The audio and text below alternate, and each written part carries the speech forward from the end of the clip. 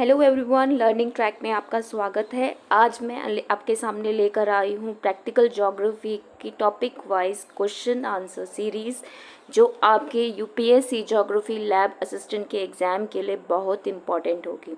देर ना करते हुए चलो शुरू करते हैं। हमारा पहला क्वेश्चन है, what is scale in geography. Geography में जो पैमाना होता है वो क्या होता है? तो पैमाना जो होता है ये रिप्रेजेंट करता है तो जो मैप में जो डिस्टेंस होता है और जो एक्चुअल धरातल में जो डिस्टेंस होता है उसके अनुपात को ये रिप्रेजेंट करता है। कौन? स्केल। और अगर इसके बात करें, इसके 3 टाइप्स होते हैं। एक होता है वर्बल स्केल होता है, जिसको हम स्टेटमेंट बेस्ड स्केल भी कहते हैं। दूसरा होता है रेशो बेस्ड, जो रेशो का स्केल होता है, जिसको हम रिप्रेजेंटेटिव फ्रैक्शन भी बोलते हैं, जो अनुपात में दर्शाया जाता है। और तीसरा होता है ग्राफिकल स्केल, जो इन दोनों की मदद से स्टेटमेंट बेस और रेशो दोनों की बेस पे तैयार किया जाता है ग्राफिकल स्केल। इसको लीनियर स्केल भी बोलते हैं, ठीक है, जो रेखिक तौर पे दर्शाया जाता है। नेक्स्ट क्वेश्चन है, किस प्रकार का पैमाना किसी विशिष्ट दूरी को किलोमीटर या मील जैसी इकाइयों में दर्शाता है? मतलब यूनिट्स में जो चीज़ दर्शाई जाती है वो किस में दर्शाती है, किस स्केल में दर्शाया जाता है? तो वो दर्शाया जाता है लीनियर स्केल में, रैखिक पैमाने में। ये यूनिट्स वगैरह और किलोमीटर, माइल्स वगैरह किस में दर्शाई जाती है? लीनियर पैमाने में दर्शाया जाता है। नेक्स्ट क्वेश्चन है, मानचित्र पर दूरी और ज़मीन पर वास्तविक दूरी के बीच संबंध का वर्णन करने के लिए किस प्रकार का पैमाना शब्दों का उपयोग करता है? कौन सा पैमाना होता है जो शब्दों का यूज़ किया जाता है? तो उसे बोलते हैं, जिन पैमाने में हम शब्दों के माध्यम से बताते हैं, कोई भी डिस्टेंस बताना हो, मैप में क्या डिस्टेंस है, आपके धरातल में क्या डिस्टेंस है, किसको रिप्रेजेंट कर रहे हैं, तो ये स्केल ये होता है आपके वर्बल स्केल में, ठीक है, जिसमें हम शब्दों के माध्यम से बताते हैं किसी भी दूरी को, ठीक है। नेक्स्ट क्वेश्चन है कि which type of scale is fraction और ratio that compare distance on map to actual distance on ground. किस प्रकार का पैमाना एक अंश या अनुपात है जो मानचित्र पर दूरियों की तुलना ज़मीन पर वास्तविक दूरियों से करता है? तो ये ऐसा कौन सा पैमाना है जिसमें अनुपात में बताया जाता है या फ्रैक्शन में बताया जाता है? कौन सा स्केल है रिप्रेजेंट किया जाता है? तो ये है आपका रिप्रेजेंटेटिव फ्रैक्शन, ठीक है। इसमें रेशो में कोई भी चीज़ बताई जाती है कि जो आपके मैप में जो डिस्टेंस है और धरातल में जो डिस्टेंस है उसका अनुपात बताया जाता है फ्रैक्शन की फॉर्म में। नेक्स्ट क्वेश्चन है, what does a graphic scale on map consist of. एक ग्राफ मानचित्र पर ग्राफिक स्केल किससे बना होता है? मतलब किस किस चीज़ों की मदद से एक ग्राफिक स्केल बनता है, ठीक है। ये बनता है अ कॉम्बिनेशन ऑफ लाइंस की मदद से बनता है। वर्ड्स है, ये वर्बल जो स्केल हमारा होता है उसकी मदद से बनता है। सिंबल्स रिप्रेजेंट डिफरेंट डिस्टेंस, मतलब जो आपकी विभिन्न दूरियों को दर्शाने के लिए रेखाओं का, शब्दों का और सिंबल्स का या प्रतीकों का यूज़ किया जाता है किसी भी ग्राफिक स्केल को बनाने के लिए। नेक्स्ट क्वेश्चन है हमारा, विच type of scale most commonly use topographic maps. जो टोपोग्राफिक मैप्स होते हैं, स्थलाकृति मानचित्र होते हैं, वो किस प्रकार के पैमाने का सर्वाधिक उपयोग करता है? तो वो करता है रिप्रेजेंटेटिव फ्रैक्शन का यूज़ करता है किसी भी स्थलाकृति मानचित्र को बनाने के लिए, ठीक है। नेक्स्ट क्वेश्चन है, if the representative fraction of A map is 1:10,000 what does it mean. तो मतलब अगर किसी मैप में कोई प्रतिनिधि अंश दिया है 1:10,000, तो इसका क्या अर्थ होगा? तो इसका अर्थ ये होगा कि एक यूनिट जो हम मैप में प्रेजेंट कर रहे हैं वो धरातल में 10,000 यूनिट्स के बराबर है, ठीक है। मतलब अगर हम 1 सेंटीमीटर हम मैप में दर्शा रहे हैं तो वो हमारे क्या है, 10,000 सेंटीमीटर जो ग्राउंड में है वो रिप्रेजेंट कर रहा है, मतलब 10,000 सेंटीमीटर वो ग्राउंड पे होगा, ठीक है। Next question, which type of scale is most suitable for measuring short distance accurately, मतलब शॉर्ट डिस्टेंस के लिए आप कौन सा स्केल यूज़ करेंगे, तो वो है आपका लीनियर स्केल। ठीक है, शॉर्ट डिस्टेंस के लिए अगर आप मेज़र कर रहे हैं, कोई पैमाना चाहते हैं, तो सबसे उपयुक्त कौन सा होगा, लीनियर स्केल सबसे ज़्यादा उपयुक्त होगा। Next question, which type of scale is typically found on map use for navigation purpose. मतलब नेविगेशन उद्देश्यों के लिए उपयोग किए जाने वाले आमतौर पे जो मानचित्र यूज़ किए जाते हैं, जो उनसे स्केल यूज़ किए जाते हैं, वो कौन से होते हैं, तो वो होते हैं ग्राफिकल स्केल। ठीक है, हम जो नेविगेशन के उद्देश्यों के लिए जो मैप बनाते हैं, उनमें कौन सा स्केल यूज़ होता है, तो वो पाया जाता है ग्राफिकल स्केल। नेक्स्ट क्वेश्चन है, what is the purpose of scale in practical geography. Practical geography का भूगोल में यूज़ करने का क्या उद्देश्य है। मतलब किसी भी स्केल का मैप में यूज़ करने का उद्देश्य यह होता है कि हमें सुविधा हो सके कि हम उसके मैप के आकार के साइज़ को जान सकें और उसके प्रपोर्शन को समझ सकें। इसलिए ही हम जो स्केल है उसका यूज़ करते हैं किसी भी मैप को बनाने के लिए।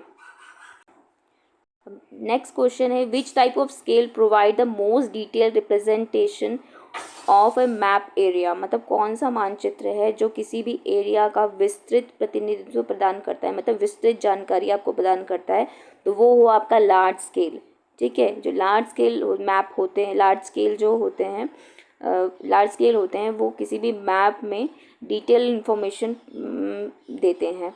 जैसे कि अगर आपको, क्योंकि जो अगर आप जितना बड़ा मैप बनाएंगे, जितना बड़ा एरिया कवर कर रहे हैं, ठीक है, तो उसमें क्या होगा, आपका उतना स्केल छोटा होता जाता है। जितना आप स्मॉल एरिया लेते हैं किसी का भी, तो उतना ही आपका, जितना स्मॉल एरिया आप लेंगे, आपका स्केल उतना बड़ा हो जाता है, क्योंकि आपको हर छोटी छोटी चीज़ों को उसमें दिखाना होता है, इसलिए आपका जो स्केल होता है वो बड़ा हो जाता है। अगर जब आप बड़ी चीज़ लेते हैं, फॉर एग्जांपल आप पूरे वर्ल्ड का मैप ले रहे हैं, वर्ल्ड की चीज़ें दिखा रहे हैं, तो वो काफ़ी वास्ट एरिया है, काफ़ी बड़ा एरिया है, तो उसके लिए आपको स्मॉल स्केल को यूज़ करना पड़ता है, क्योंकि आपको उसमें छोटी छोटी चीज़ों को नहीं बताना पड़ता है, आपको मोटा मोटी चीज़ें ही बतानी पड़ती है। ठीक है, तो आपके लिए अगर आप छोटी छोटी चीज़ें बतानी हैं, आपको स्पेसिफिक डिटेल बतानी है, तो उसके लिए आपको क्या करना पड़ेगा, लार्ज स्केल का यूज़ करना पड़ता है। जैसे कि ये मैप है, देखिए, जस्ट अ मिनट, ये है। ठीक है, जैसे ये लार्ज स्केल है, ये लार्ज स्केल तो एक छोटा सा विलेज टाइप का है, छोटी छोटी डिटेल दे रहा है। जैसे ये गलियां दिखा दी हैं, छोटे छोटे लैंड दिखा दिए हैं, छोटी रिवर दिखा दी है, नदी दिखा दी है छोटी सी, ये नीली जा रही छोटी छोटी, है ना।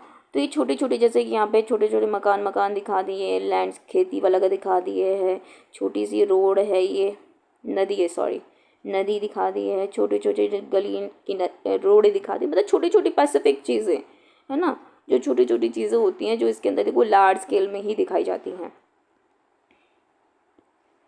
नेक्स्ट क्वेश्चन है, विच type of scale be most appropriate for world map. अभी ये वर्ड मैंने बोले हैं कि जब आपको कोई बड़ी चीज़ रिप्रेजेंट करनी है ना, उसका स्केल बनाना है, तो कौन सा स्केल लेंगे आप, स्मॉल। ठीक है, next question, a map with a scale of 1:50,000 means that 1:50,000 के पैमाने वाले मानचित्र का अर्थ है, इसका अर्थ है कि 1 unit of map represent 50,000 unit of ground. मतलब एक यूनिट, एक इकाई जो मैप में हम रिप्रेजेंट कर रहे हैं, वो धरातल में 50 यूनिट्स को रिप्रेजेंट करती हैं। मतलब धरातल में अगर वो 50 यूनिट्स हैं, तो वो मानचित्र में कितनी है, वो 1 यूनिट है। अगर मानचित्र में अगर हम किसी चीज़ को 1 सेंटीमीटर दर्शा रहे हैं, तो वो धरातल में कितनी होगी, 50 सेंटीमीटर होगी, 50,000 सेंटीमीटर होगी। आप इसको आगे जाके कन्वर्ट भी कर सकते हैं, मीटर्स में कर लीजिए, किलोमीटर्स में कर लीजिए। ठीक है, वह आपके ऊपर है, उस जिस हिसाब से आप करना चाहें। ठीक है, लेकिन इसके बेसिस पे ये बताता है कि अगर 1 यूनिट हमारी मैप में जो दिखाई जा रही है, वो ग्राउंड पे 50,000 यूनिट्स होगी। ठीक है। Next question, which type of scale shows distance in both horizontal and vertical direction. ऐसा कौन सा पैमाना है जो आपके क्षैतिज और ऊर्ध्वाधर दोनों दिशाओं में अब दूरियों को दिखाता है, चाहे आप ऊर्ध्वाधर तरीके से लो या वर्टिकल फॉर्म में लीजिए या हॉरिजॉन्टल फॉर्म में लीजिए, तो वो सारे स्केल प्रेजेंट करता है। तो वो होगा आपका लीनियर स्केल। ठीक है, जो लीनियर स्केल है वो आपका हॉरिजॉन्टल भी डायरेक्शंस दिखाता है और वर्टिकल में भी डायरेक्शंस दिखाता है। ठीक है, नेक्स्ट क्वेश्चन है आपका, the scale on map can be represented using. मानचित्र पर पैमाने का उपयोग करके दर्शाया जा सकता है। तो क्या दर्शाया जा सकता है? बार स्केल, मैप की रिप्रेजेंटेटिव फ्रैक्शन। ठीक है, मानचित्र के पैमाने का उपयोग करके क्या क्या दिखाया जा सकता है? एक तो बार स्केल दिखाया जा सकता है, मैप की दिखाई जा सकती है और एक आरएफ दिखाया जा सकता है।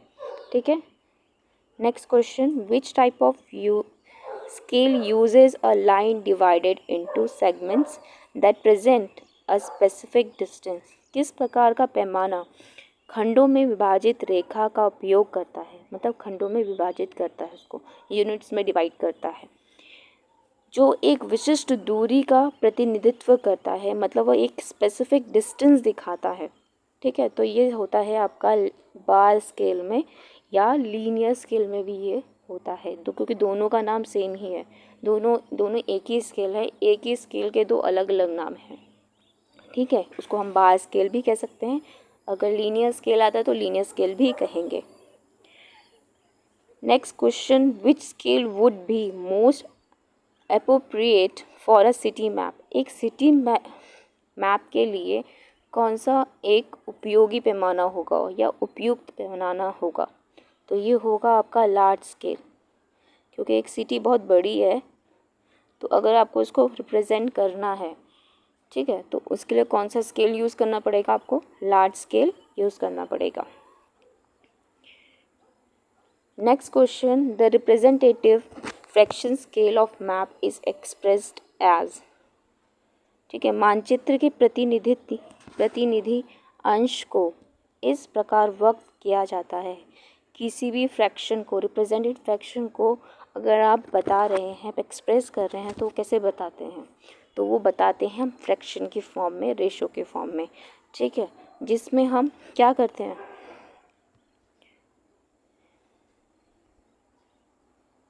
जस्ट अ मिनट, जिसमें हम क्या करते हैं, जो हमारा आर एफ होता है, आर एफ इक्वल्स टू जो हमारा मैप में जो डिस्टेंस होता है, जो मैप में डिस्टेंस होता है और जो एक्चुअल डिस्टेंस होता है, उसके रेशो को दिखाते हैं। तो ये किस फॉर्म में होता है? रेशो की फॉर्म में होता है। एक बात और ध्यान दे दीजिएगा कि कई बार ये पूछ लेता है जो उसका न्यूमरेटर होता है। ठीक है, न्यूमरेटर में क्या चीज़ दिखाई जाती है? मैप में जो डिस्टेंस है। अगर पूछें कि डिनोमिनेटर में क्या दिखाया जाता है, तो एक्चुअल डिस्टेंस ऑन ग्राउंड, और जो ग्राउंड में जो डिस्टेंस है उसको दिखाया जाता है। ठीक है, next question, which type of scale is commonly use to topographic map. Topographic map में मेनली आमतौर पे किस तरह के जो स्केल होते हैं वो यूज़ होते हैं? तो ये होता है आपका रिप्रेजेंटेटिव। ठीक है, रिप्रेजेंटेटिव फ्रैक्शंस जो होते हैं वो इसमें यूज़ होता है। Next question, which scale would be most appropriate for regional map. अगर आप कोई क्षेत्रीय मानचित्र बना रहे हैं तो उसमें आपके लिए कौन सा मैप यूज़ करेंगे? तो उसके लिए आप यूज़ करेंगे medium scale map, medium scale.